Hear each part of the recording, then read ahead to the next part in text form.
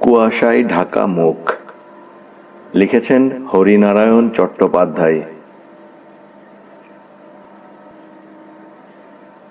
পারিজাত বক্সী সবে দরজার বাইরে পা দিয়েছেন, এমন সময়ে ফোনের শব্দ। এ সময়ে আবার কে ফোন করেছে? অবশ্য পারিজাত বক্সীর কাছে ফোন করার কোনো সময় অসময় নেই, থাকতে পারে না। মানুষের বিপদ তো আর দিনক্ষণ বুঝে আসে না। পারিজাত বক্সী ফিরে গেলেন। ক্র্যাডল থেকে ফোনটা তুলে কানের কাছাকাছি নিয়ে যেতেই বাজখাঁই কণ্ঠ শুনতে পেলেন।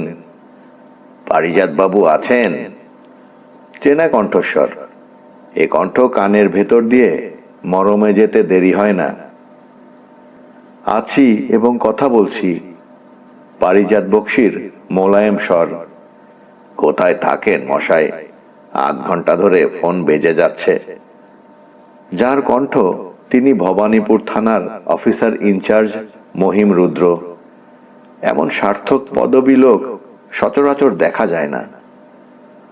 প্রশ্নটা এড়িয়ে পারিজাত বক্সী বললেন, কি ব্যাপার বলুন? ব্যাপার গুরুতর। আসতে পারবেন একবার? একটু দেরি হবে। কত দেরি? একবার ফরেন্সিক ডিপার্টমেন্টে যাব, অসিতবাবু তলব করেছেন। কতক্ষণ লাগবে জানি না। যতক্ষণই লাগুক, আমি অপেক্ষায় থাকব। চলে আসবেন। পারিজাত বক্সী জানেন, ফোনে মহিম রুদ্র এর বেশি একটি কথাও বলবেন না।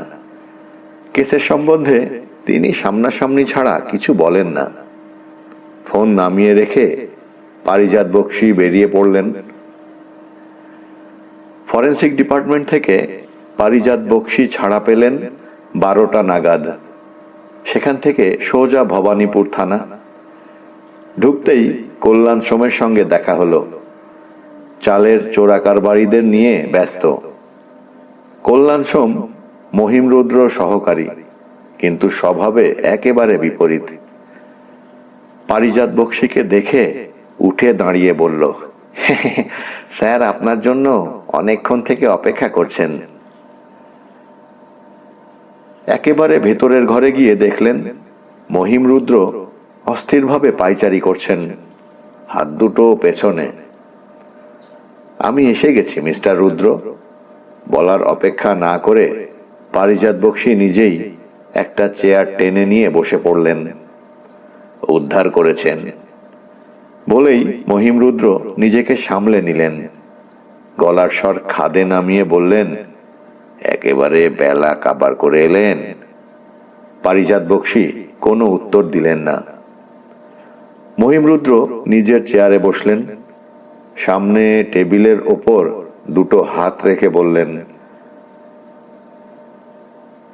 আর 3টে বছর কাটিয়ে দিতে পারলে বাঁচি মশাই। আমার আর এক্সটেনশনের দরকার নেই। কি হলো? কি হলো না তাই বলুন। রায় বাহাদুর অতুল সিংহর মেয়ে মারা গেছে।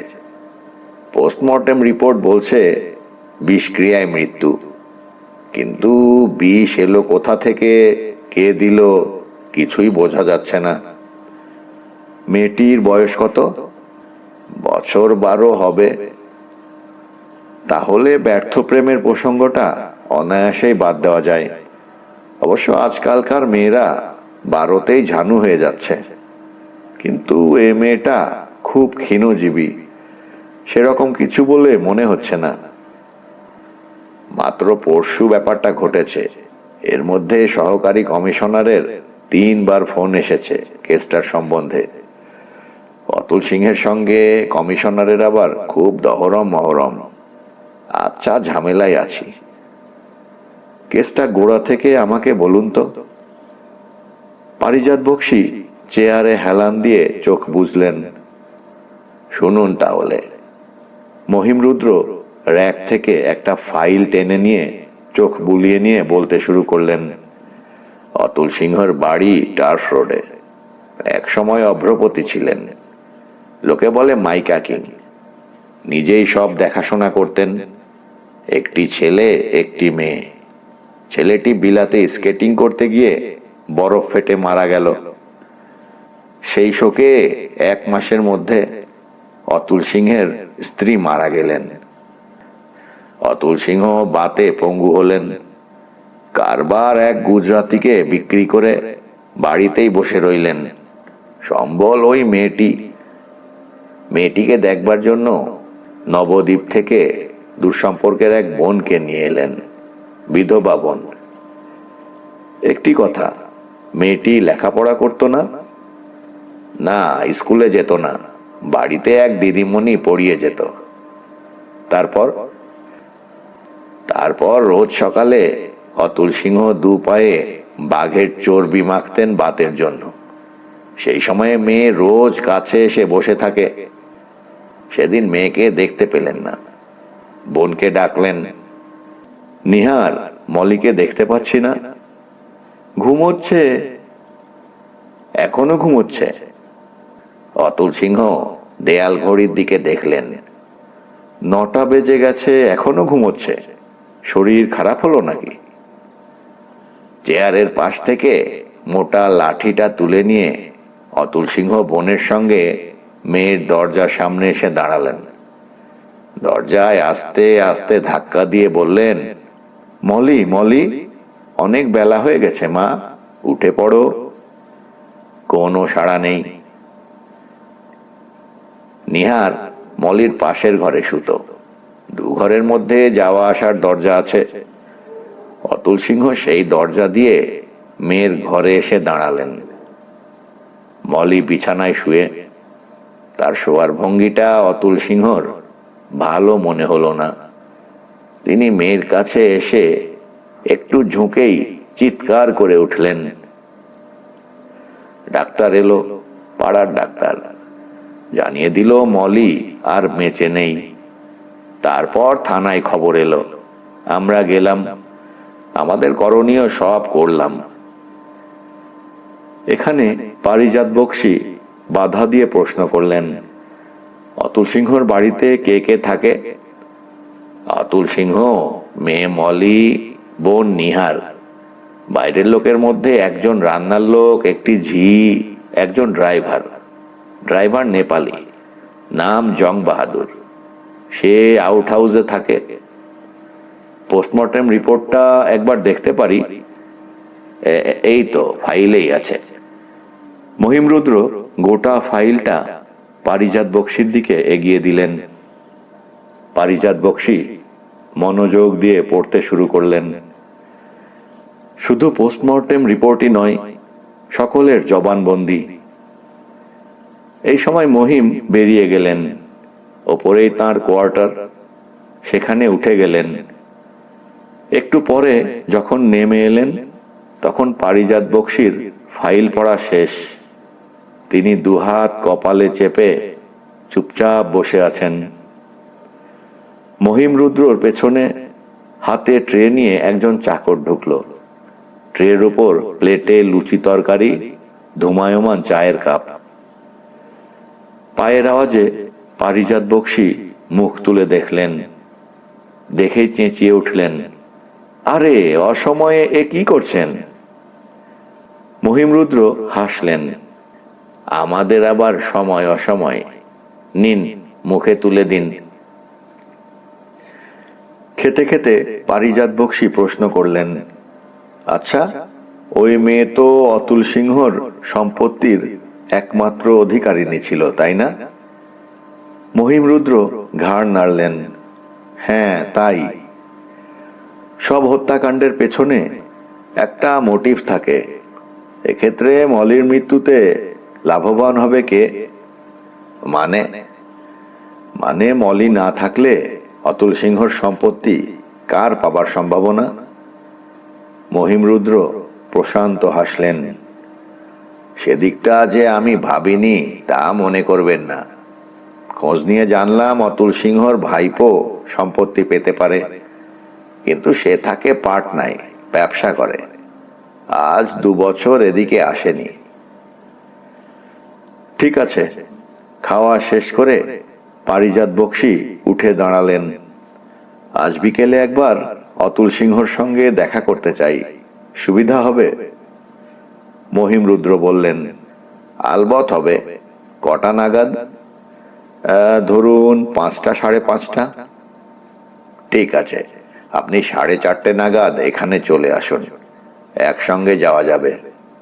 আমি বলে দিয়েছি, আমার হুকুম ছাড়া ও বাড়ির কেউ শহর ছেড়ে যেতে পারবে না। পারিজাত বক্সী চলে এলেন। খাওয়া দাওয়ার পর নিজের লাইব্রেরিতে বসে টক্সিন সম্পর্কে মোটা মোটা গোটা চারেক বইয়ের পাতা উল্টালেন। গোটা তিনেক ফোন করলেন। যখন ভবানীপুর থানায় পৌঁছালেন তখন কাঁটায় কাঁটায় 4:30। মহিমরুদ্র তৈরি হয়েই অপেক্ষা করছিলেন।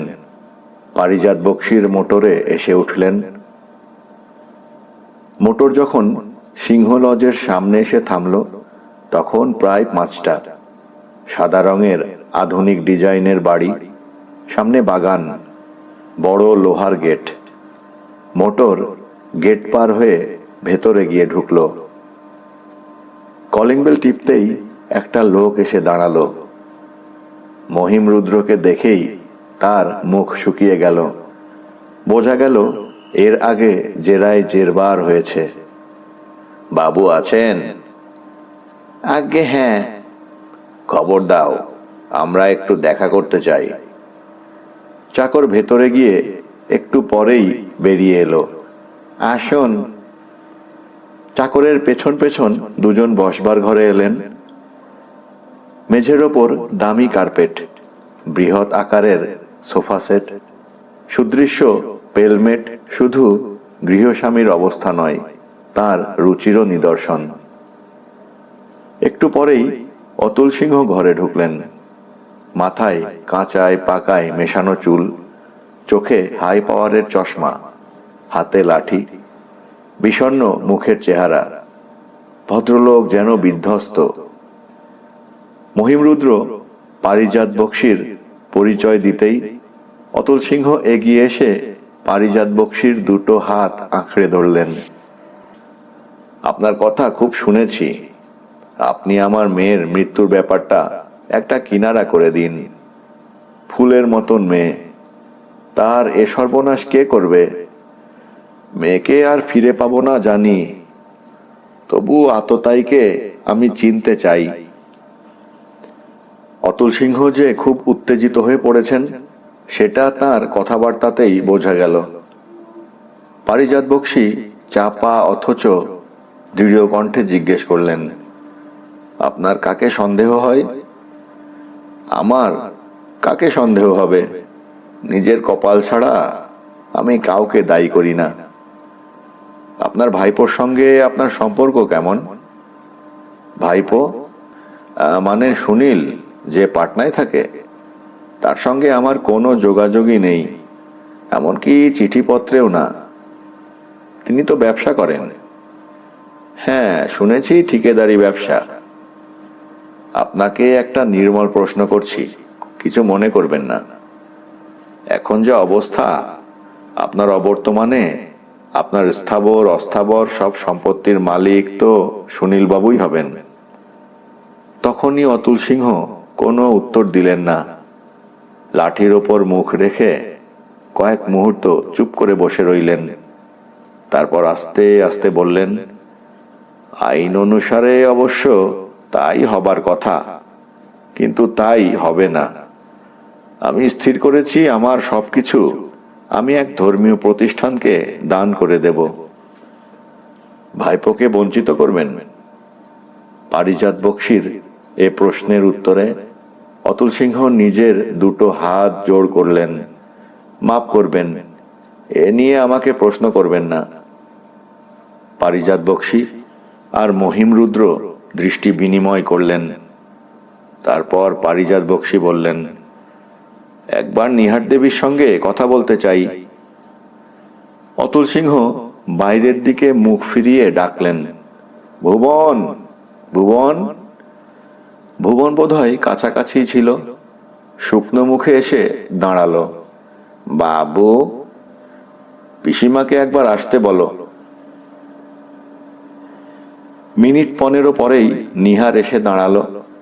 বয়সের তুলনায় অনেক শক্ত সমর্থ চেহারা, ফিনফিনে ধুতি, সরু কালো পাড়, ধবধবে সাদা ব্লাউজ। শোকার্ত, কিন্তু একেবারে মুষড়ে পড়া নয়। ঘরের মধ্যে ঢুকে একবার মহিম রুদ্রর দিকে আর একবার পারিজাত বক্সির দিকে দেখল। কোণের একটা চেয়ার দেখিয়ে পারিজাত বক্সি বললেন, বসুন। নিহার বসল, কোলের ওপর দুটি হাত রেখে। পারিজাত বক্সি প্রশ্ন করলেন, আপনি তো মলির পাশের ঘরেই থাকতেন। পাশের ঘর কেন বলছেন? বলুন, একই ঘর, মাঝখানে শুধু একটা কাঠের পার্টিশন। ভালো।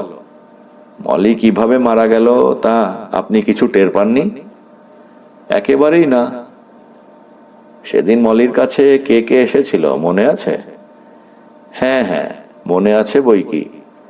দাদা আর আমি তো গেছি, ভুবন আর জং বাহাদুরও একবার গেছে। বাইরের কেউ? না, বাইরের কেউ আসেনি। ভুবন কেন গিয়েছিল? ওভালটিন দিতে। মলি ঘুমোচ্ছে দেখে ওভালটিন ফিরিয়ে নিতে গিয়েছিল। আর জং বাহাদুর? জং বাহাদুর মোটরে অপেক্ষা করছিল।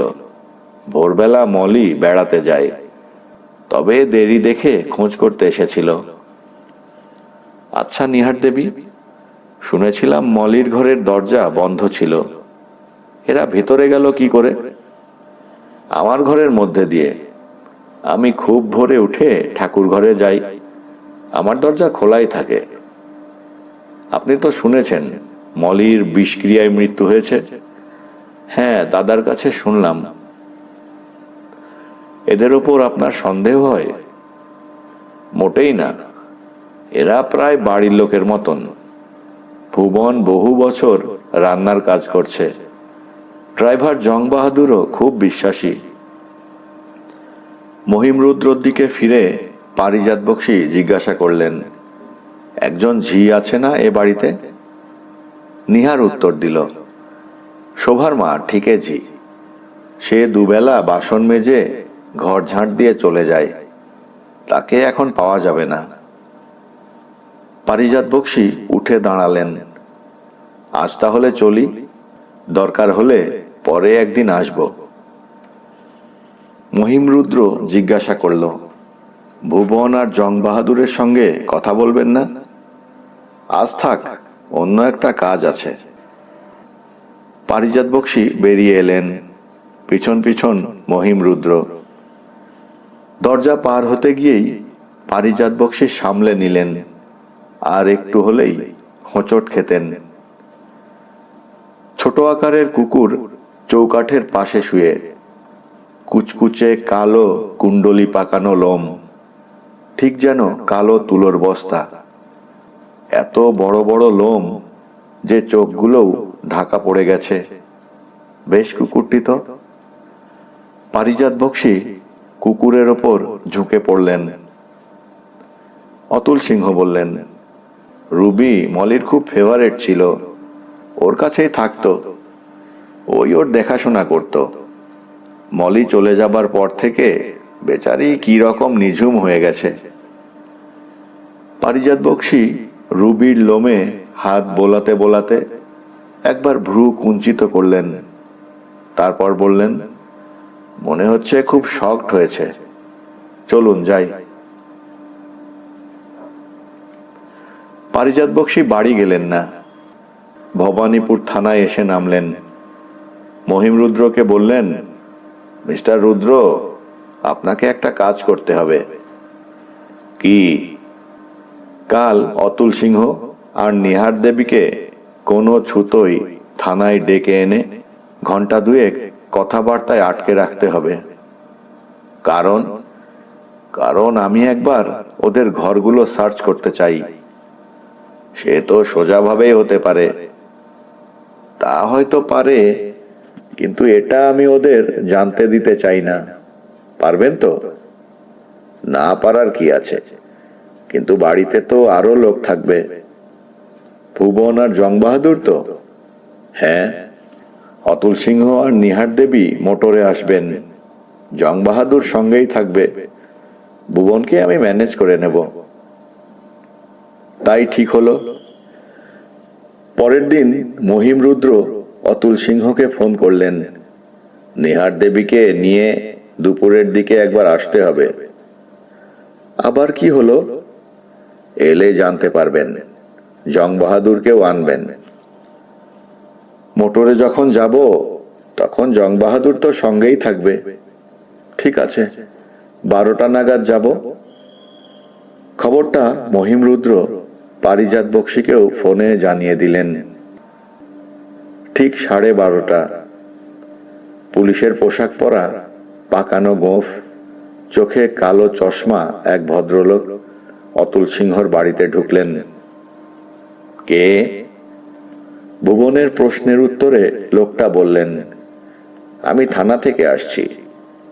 অতুলবাবু তাঁর শোবার ঘরের টেবিলে একটা কাগজ ফেলে গেছেন, সেটা নিতে এসেছি।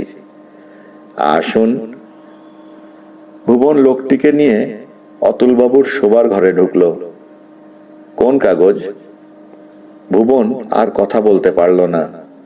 লোকটা তার নাকে একটা রুমাল চেপে ধরল। শরীর ঝিমঝিম করে উঠল। দু চোখে অন্ধকার দেখে মেঝের ওপর লুটিয়ে পড়ল। লোকটা দ্রুত পায়ে নিহারের শোবার ঘরে ঢুকে খাটের তলা থেকে দুটো সুটকেস টেনে বের করলেন। পকেট থেকে চাবির গোছা বের করে একটার পর একটা লাগিয়ে দুটো সুটকেসই খুলে ফেললেন। খুঁজে খুঁজে কাগজপত্রগুলো পড়তে লাগলেন।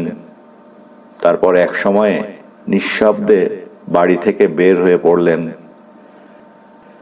বিকালের দিকে অতুল সিংহ আর নিহার থানা থেকে ছাড়া পেলেন।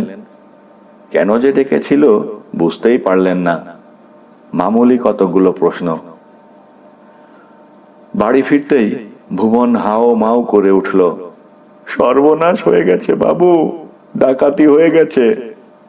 সে কি রে? ভুবন সব বলল। কি হারিয়েছে খোঁজাখুঁজি শুরু হলো। অতুল সিংহর একটা ঘড়ি পাওয়া গেল না, আর সব ঠিক আছে। আশ্চর্য কাণ্ড, তুচ্ছ দামের একটা ঘড়ির জন্য এত কাণ্ড। নিহার নিজের আলমারি সুটকেস সব খুঁজে দেখল, না কিছুই হারায়নি, সব ঠিক আছে। দিন চারেক পর নিহারি বলল, দাদা, মলির যাবার পর থেকে রুবিটা কেমন মন মরা হয়ে আছে, ভালো করে খায় না, কেবল খাবার ওপর মুখ রেখে চুপচাপ শুয়ে থাকে। অতুল সিংহ উত্তর দিলেন, রবি মলিকে খুবই ভালোবাসতো, কুকুরটা বাঁচলে হয়। তুমি একবার ডেকে আদর করো। ডাকবো? অতুল সিংহ বাইরের দিকে চোখ ফিরিয়ে ডাকলেন, রুবি, রুবি, এদিকে আয়। রুবি চৌকাঠের কাছেই শুয়েছিল। প্রভুর ডাকে প্রথমে মুখ তুলে দেখল, তারপর আস্তে আস্তে এগিয়ে এলো। আয় আয়। অতুল সিংহ সামনের দিকে ঝুঁকে পড়লেন। রুবি আরও এগিয়ে এলো, মুখ তুলে আবার দেখল, তারপর লাফিয়ে অতুল সিংহর কোলে উঠে পড়ল। তার লোমের মধ্যে হাত বোলাতে বোলাতে অতুল সিংহ চমকে উঠলেন। এ কি রে, কি হয়েছে? লোমগুলো সরাতে গিয়েই অতুল সিংহ থেমে গেলেন।